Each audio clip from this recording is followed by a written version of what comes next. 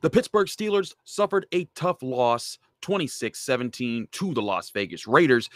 Lots of injuries came out of this game, and it may spell trouble for them moving forward as they try to bounce back next week against the Cincinnati Bengals.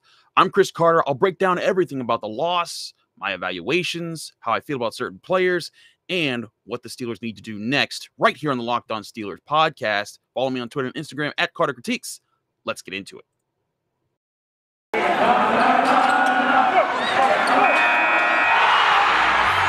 You are Locked On Steelers, your daily Pittsburgh Steelers podcast, part of the Locked On Podcast Network, your team every day.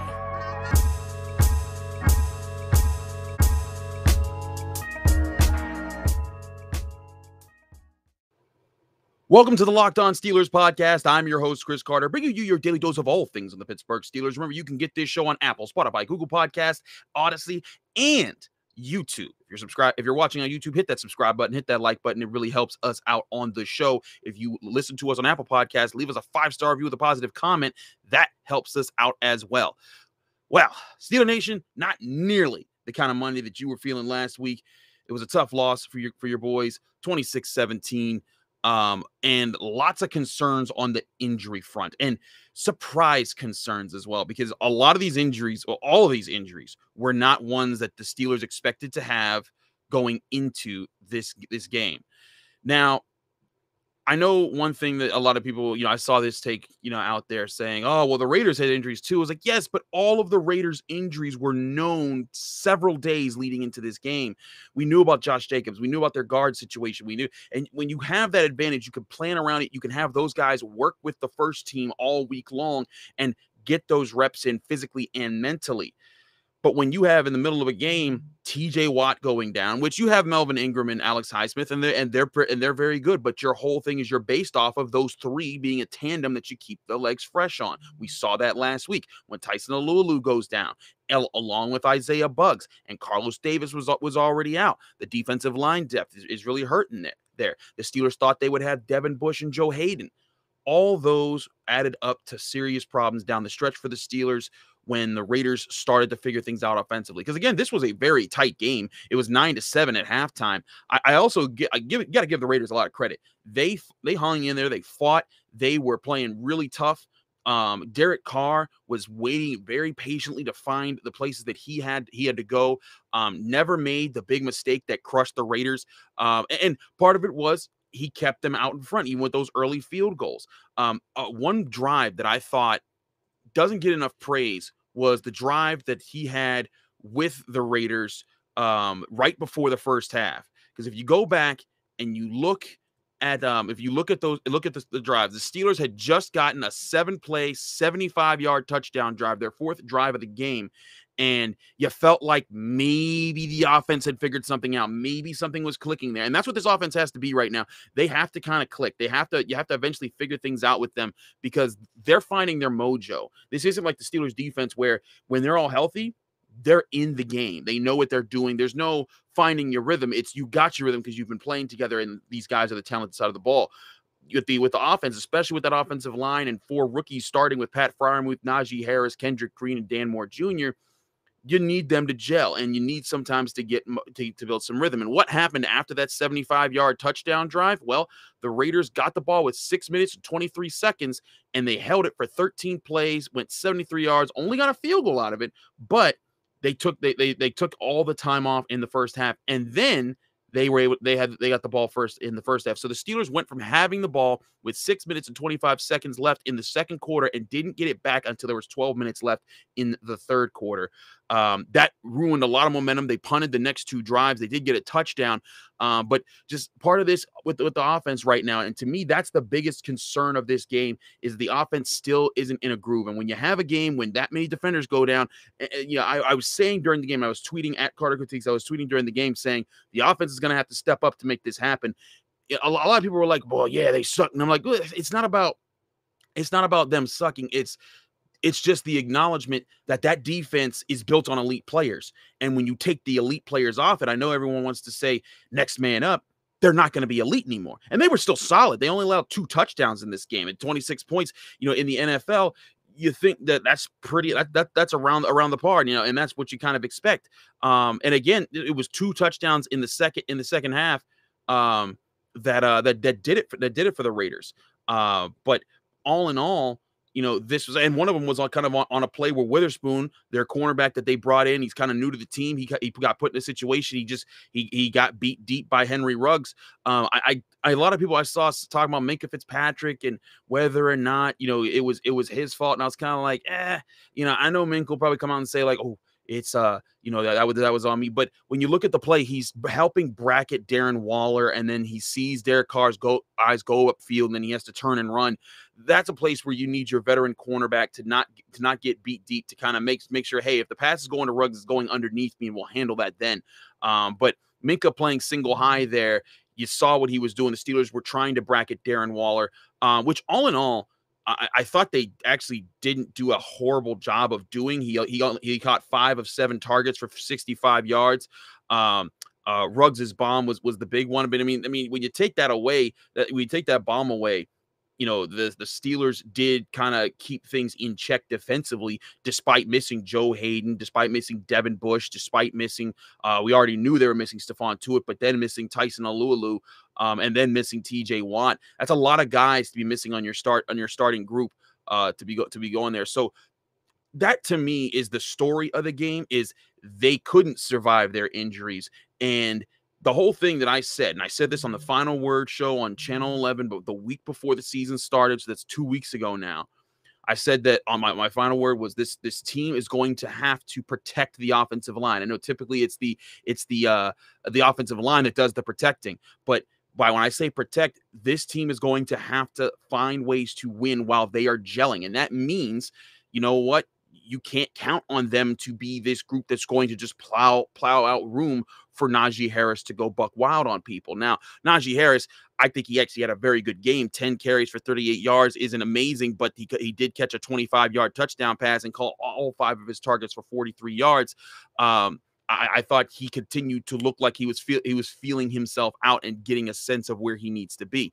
But there were things that you did want to clean up, of course, on both sides of the ball. We're going to get to more of those topics right here in the Locked On Steelers podcast. But first, I got to tell you about our new sponsor, Get Upside. Hey, Steelers fans, this is Chris Carter with an incredible app everyone who buys gas needs to know about. It's called Get Upside. My listeners are making up to 25 cents for every gallon of gas every time they fill up. Just download the free Get Upside app in the App Store or Google Play right now. Use promo code TOUCHDOWN to get a bonus 25 cents per gallon on your first fill up. That's up to 50 cents cash back. Don't pay full price at the pump anymore. Get cash back using Get Upside. Just download the app for free and use promo code TOUCHDOWN to get up to 50 cents per gallon cash back on your first tank. Some people who drive a lot are making as much as $200 to $300 a month in cash back, and there's no catch. The cash back gets added right to your account. You can cash out anytime to your bank account, PayPal, or an e-gift card for Amazon and other brands. Just download the free Get Upside app and use promo code TOUCHDOWN to get up to 50 cents per gallon cash back on your first tank. Again, that's promo code TOUCHDOWN on the Get Upside app, which you can use anytime you fill up your tank.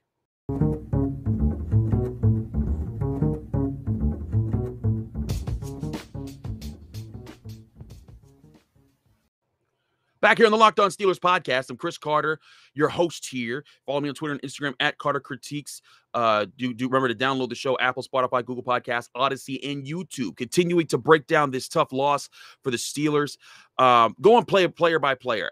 Let's start with Ben Roethlisberger. 27 of 40, 295 passing yards, 1 touchdown, 1 interception, finished with a passer rating of 87. I didn't feel like Ben was terrible in this game, but this was the problem with the injuries, and this is why injuries cannot happen this year the way that they have in the past, where they've been decimated. Like last year, losing Bud Dupree and Devin Bush and Joe Hayden and this guy and that guy. Like they just kept losing person after person, down to 4th and 5th string guys at inside linebacker and edge rusher. You can't have that this year because that is your strength. Ben Roethlisberger is not the same Ben Roethlisberger of old. He's not going to will you to win by himself. He's going to need a team around him, and the team around him on offense just isn't the 2017 version of the Steelers where I think some Steelers fans forget how good that group was with the offensive line, the continuity it had, the best running back in football, the best receiver in football, and talented guys all across the board. The Steelers do have talented receivers. Deontay Johnson, 12 targets, caught 9 of them for 105 yards. Really solid game. Had a knee injury in the last play of the game. We will see about that because that did not look good. He was clutching that on the sideline. Chase Claypool caught 3 of 9 targets for 70 yards. Najee Harris caught 5 of 5 for 43 yards and a touchdown. Juju Smith-Schuster caught 6 of 7 targets for 41 yards and had a rushing touchdown on a shovel pass. Or not a shovel pass, you know what I mean? You saw the play. And then even Pat Freiermuth got in the act with catching 4 of his 4 targets, all 4 of his targets for 36 yards. All in all, this group is talented, but again, finding the rhythm is going to be the problem. And part of the rhythm is the offensive line. Looking at the offensive line, just watching the game live at Heinz Field from the press box, and then looking back at what I could look back at before I recorded this show, I will say the biggest people that stood out to me were the rookies. I thought Dan Moore Jr. really struggled compared to last week, where I thought he was really strong. But again, this is why this is one thing I've been saying all along. And if you listen to the show, I say this a lot. Rookies, when it comes to the NFL, the biggest test isn't their first game. It's going to be how they handle getting a new game plan every single week and having to stick to the fundamentals that they built up in training camp and keep applying those every week and keep improving their game while also adjusting week to week to what other opponents are going to do. This was a tough Raiders front. I said that. Mike Tomlin said that. That's all the Steelers we talked to said that. They knew this was going to be a challenge. I don't think the offensive line was abysmal. They were just not good. But again, when I said before, the Steelers team has to buy this offensive line time to come together. My calendar, my deadline for this offensive line to start figuring things out is week 8. And I know some people are going to be like, we can't wait that long. This team can win with poor offensive line play or subpar offensive line play if the defense is healthy. I mean, here's the thing with this. If this was a game where Devin Bush, Joe Hayden, TJ Watt, and Tyson Lulu all played, and you can even take Tyson out of that play, it does look his season's over with a fractured ankle, but you can take Tyson Lulu out, but still that group of guys, I think they win this game. I think that, with Joe Hayden, you wouldn't have had Alex Witherspoon, giving up the leverage that he did on the deep ball. You wouldn't have had, you wouldn't have had Alex Highsmith and Melvin Ingram kind of getting gassed as much. I mean, TJ Watt, when he was in there, he had a sack and a forced fumble. He would have been able to do that more. He would have been able to be the best defender, the best edge rusher in football. And then you have Devin Bush, who would have really helped, covering over the middle of the field where the Steelers started to get victimized, especially in the second half. I also think on the deep ball that went to Ruggs, and I brought this up, Minkah Fitzpatrick helping on Waller. I have to think if Devin Bush is out there, they may feel like they have the help out there. But with Joe Schobert being your only covered linebacker, that made things tougher, and Minkah had to help more underneath, and that's why he couldn't go help over top as much. So just one of those things where this team, when you're missing that many important pieces, you can't cover up the things that you designed your team to cover up. This team was designed the way it is, so that this offensive line, yet you knew they weren't going to be this good, but you banked on the rest of your team being healthy, and you banked on them being able to make the plays so that, hey, you don't need this offensive line to be stellar right now because that defense is keeping teams from getting to 20 points, and they're giving you a chance to win every week that way. This week, when those guys went down, you saw things change. Because, again, they held the Raiders to 9 points in the first half. It wasn't like the Raiders were going buck wild on them. Derek Carr just played a solid game, and this is, again, why he's a franchise quarterback. I didn't think he was elite per se all the way through, but that's why you get a franchise quarterback who can not make the big mistakes, and when it's time to make the big throws, they do, and he made several of those in the third and fourth quarters that helped them win the game. But as far as the offensive line, Kendrick Green, Dan Moore Jr., they struggled. I felt like Kevin Dotson was fine, but he's kind of just in a rough spot where, a lot of offensive line success is built on each other. It's built on how you're able to use combination blocks, chip off of the defensive tackle to get to a linebacker, or communicate so that when they're throwing the stunt twists that you get your man a little bit faster because your partner is going to get the other guy that's coming on the twist. Things like that just haven't clicked yet for the Steelers. I thought that Trey Turner, when he was in before he was ejected, was fine. I think Chukwuma Okorafor wasn't as bad in the last game. Still not what you want, but I do think that this offensive line still has time to grow, and I think they will get better. It's just going to be a matter of, can the Steelers be healthy enough to make it so that their subpar play doesn't impact games as much, because then if the defense is that hurt up, you need the offense to put up points, and the Steelers needed that in this game, and they never were able to do it. So it's less of a blame game and more of just a reality that, when the star parts of your team that you built to be successful around aren't available, you're going to have to find other ways to win, and this team just didn't have that in those moments. I think when, if their team is healthy, they can survive that, but not in this situation. Looking across, I thought the Raiders secondary performed better than I expected them to. They were able to run with Chase Claypool a little bit.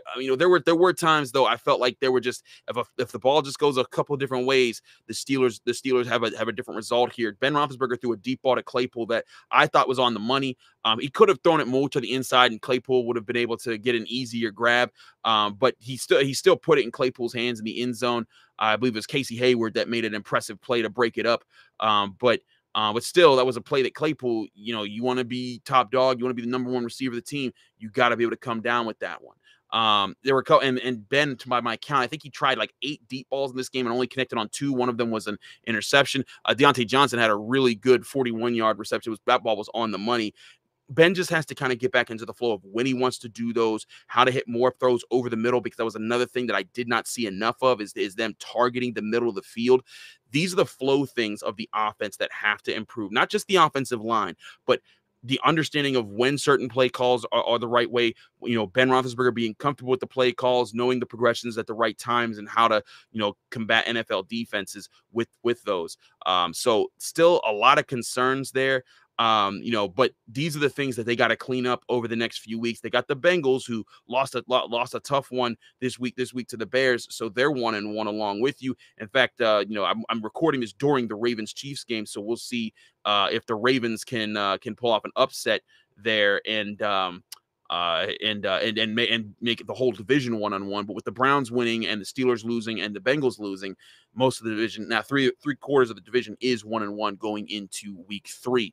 So a few things there. I want to address some of the other things that went into this game. I'm sure some of you are like, well, Chris, what about the 4th down decision to punt? What about Trey Turner getting ejected? I wanted to go over just general reviews, points, and analysis there on certain players first in the first 2 segments. So now we'll get to those points in the 3rd segment of the Locked On Steelers podcast. But first, I got to tell you guys about DirecTV Stream. Does this sound familiar? You've got one device that lets you catch the game live, another that lets you stream your favorite shows, and then you're watching the sports highlights on your phone, and then you've got your neighbor's best friends log in for the good stuff. Well, I want to tell you about a simple way to get all that entertainment you love without the hassle, and a great way to finally get your TV together. It's called DirecTV Stream, and it brings you live on-demand favorites together like never before, so you can watch your favorite sports, movies, and shows all in one place. That means no more juggling remotes and no need to buy another device ever again. And the best part, there's no annual contract. So get rid of the clutter and the confusion and get your TV together with DirecTV Stream. Compatible device required. Content varies by package. We're also brought to you by Built Bar. If you want a healthy treat that tastes like a candy bar, Built Bar is the protein bar for you. It's the official protein bar for the U.S. track and field team, and it comes in so many different flavors. Whether you want a fruity snack like raspberry, strawberry, or orange, or something different like salted caramel, cookies and cream, Rocky Road, or my personal favorite, double chocolate, Built Bar has so many flavors for you to enjoy. And the best part, they're all healthy. They range from 130 to 180 calories, 17 to 18 grams of protein, but they pack only 4 to 5 grams of sugar and 4 to 5 grams of net carbs. That's a tasty and healthy snack that'll save you from eating the snack you'll regret later and stay on task with anyone's diet. Order today and get your favorite flavor delivered right to your door by going to Built.com. Use the promo code LOCKED15. That's LOCKED15, LOCKED15, all capital letters, all one word, and you'll get 50% off your next order. Again, that's promo code LOCKED15 for 15% off at Built.com. And y'all know on the Locked On Steelers podcast, if I do back-to-back live reads, we keep it rolling. So here comes the 3rd segment right here on the Locked On Steelers podcast. Let's address some of the, I wouldn't say intangibles, but some of like the narrative things about this game that came out of this. First, the 4th down call. So 9-ish minutes to go in this game, and the Steelers had a 4th and 1.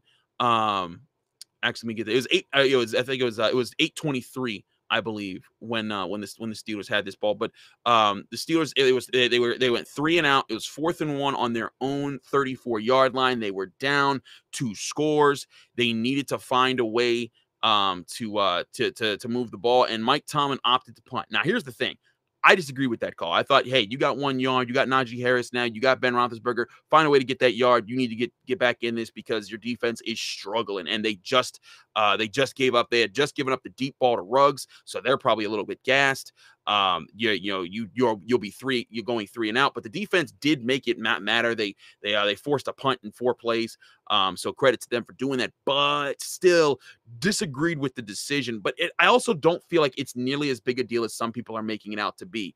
I think that, in this game, that wasn't what crushed the Steelers. One, the deep touchdown was a big crusher, but in the drives that came after that, you get a field goal from your offense, and then your defense gives up a field goal and a long drive. They needed their defense to be able to get that stop later. Now, granted, again, I would have gone for it. I just don't think it's this crushing thing that everyone keeps talking about. To me, the biggest deal of this game were the injuries, and how they dealt with them. And you know what? When you get injuries, you need other people to step up, and it's not necessarily the next man up mentality. It's because next man up, they got to have that mentality, but it's more so the other guys who are your playmakers around the team that are still active. They know that they gotta, hey, you know what? We gotta make some more plays to back those guys up. And I think that's where the offense needed to come on a little bit sooner and find some of that rhythm. Again, I'm not saying that, hey, the Steelers offense it does stink right now, but I'm not saying like, oh, this is atrocious that they couldn't do this. How, this is a shame or a travesty. It's more like it didn't work out this game, because I do think the Raiders are a good team. But all in all, still, you look at that situation, and I feel like they should have gone for it. And who knows, maybe they get it, maybe they don't. But if they don't get it, they put their defense back out there, and then they're guarding a short field against an offense that did just put up a touchdown. So that's one of those either or situations. I hate it when people say, "Oh, this was the completely wrong call," as if there's a definite yes. And like, I know that the people are like, "Well, there's the probability machine that says, oh, you should always go for it in these situations." I don't believe in those. I prefer looking at context, players in the field, film, knowing what other teams do. Those judgmental calls. I think those are of lesser consequence than people give them credit for, because they don't want to go into the minutia of the game tape, the minutia of what went wrong in different spots. They want to do something that's easy. Is, what? Hey, I can relate to this. I would have gone for that. Or even if they wouldn't have gone for it, they can say that once it doesn't work out, because that's something you can easily relate to, and a lot of people can relate to. So that was my feeling on that. The Trey Turner situation. For one, I felt like this game was a little bit chippier because the Raiders were dealing out a bunch of late hits. The Steelers were kind of responding to that. And in this situation, you kind of saw, so Najee Harris scores his 25-yard touchdown. And then all of a sudden I see just a brouhaha, just mixing it up, back at the line of scrimmage. And then I see flags go up, and then I see Trey Turner ejected. And I'm like, whoa, where'd this come from? And I see the replay, and you kind of see Trey Turner do like this, like he spit a loogie at a guy. And so I'm like, well, that's a big no. You can't spit on nobody, especially in COVID. That's even worse. Spitting, by the way, is despicable. Even without COVID, like it's disgusting. You do that, it will start a fight. But what Mike Tomlin brought up after the game is he said Trey Turner was the one who was spit on. And it was funny because when I was watching the replay, I'm like, I can't see the loogie. Like I've seen players spit on TV, and I can see the spit fly from their mouth, at a player. I didn't see it on the replay, and maybe I just didn't see a good look of it on the replay that I saw in the press box. But I thought about this. Like, what if he, when Mike Tomlin brought up he was spit on, what if that was him saying this guy spit on me and doing the motion? I don't know. Either way, Trey Turner needed to keep his head in that situation. But I thought Mike Tomlin did a good job addressing it afterwards and being like, look, my guy got spit on and nothing happened to the other guy. That's messed up. And that's the kind of stuff that, Trey Turner tweeting it out. He was like, I appreciate Mike T saying that. That's the kind of stuff that, leader of men type of stuff. It's like, hey, my guy was in the wrong, but there was a reason that he went that way. And it was because this thing also happened to him. And so, because otherwise Trey Turner was just going to be seen as a vile, disgusting human being that did this thing without any provocation and a horrible person. And I felt like that was a good point of Mike Tomlin there. I see some people out there trying to say, oh, the Steelers' defensive game plan was garbage. I disagree with that entirely, especially when you thought that you were going to have Devin Bush and Joe Hayden available for this game. I don't care what you say, folks. When you have dynamic players on your team and you take them off, you're not going to be the same team. It doesn't work that way. You don't just take a guy off and say, oh yeah, it's easy for us to say that in our boxes here, and literally in my box here. to say, oh, well, the next guy's got to get it done. That's the whole part of the game plan. Well, there's a reason that you draft Devin Bush 10th overall. There's a reason you went and signed Joe Hayden when you did, so that they can be there in those situations to make those plays. And when they're not, there's going to be lesser play there. It's just how it works. And you got to tell your players, hey, next man up, so that they focus and they don't use it as an excuse and they give their best effort. But the reality is Robert Spillane isn't Devin Bush. And he's just not. So lots of factors playing in there. But right now, the biggest concerns for the Steelers, is Devin Bush's groin injury something that's going to keep him out longer? Same thing with Joe Hayden. Same thing with TJ Watt. Those groin injuries. What's going on there? Can they get back next week for a big home game against the Bengals? They have to win that game. Otherwise, there's going to be some serious questions getting asked, and they're going to need to probably go on a really good tear. But a lot of things need to get cleaned up right now. On the offensive side, the defensive side, I think they just need to get healthy. I saw people saying, oh, well, they're getting targeted at different parts of the field, and there was the best stuff. And you know what? Derek Carr's a good quarterback. He's going to find the soft spots in your defense. Early on, they were bracketing Darren Waller. They were making life hard for him. But eventually, he was like, you know what? Let me go to Hunter Renfrow over here. You know what? Let me go after this over here and find the weak spots in the defense. And when he started doing that, they're like, okay, now we got to switch things up a little bit more.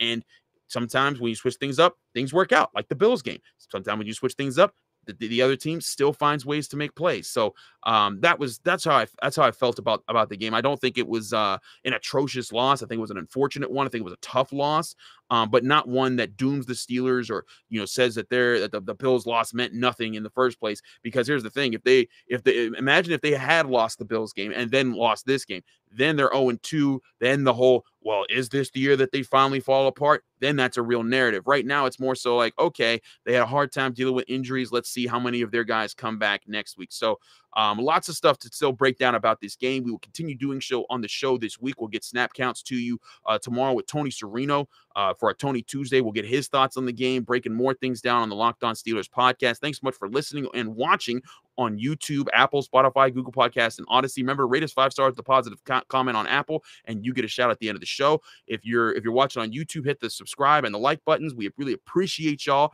for supporting us. I know it's a tough Monday, Steelers fans. Keep your head up.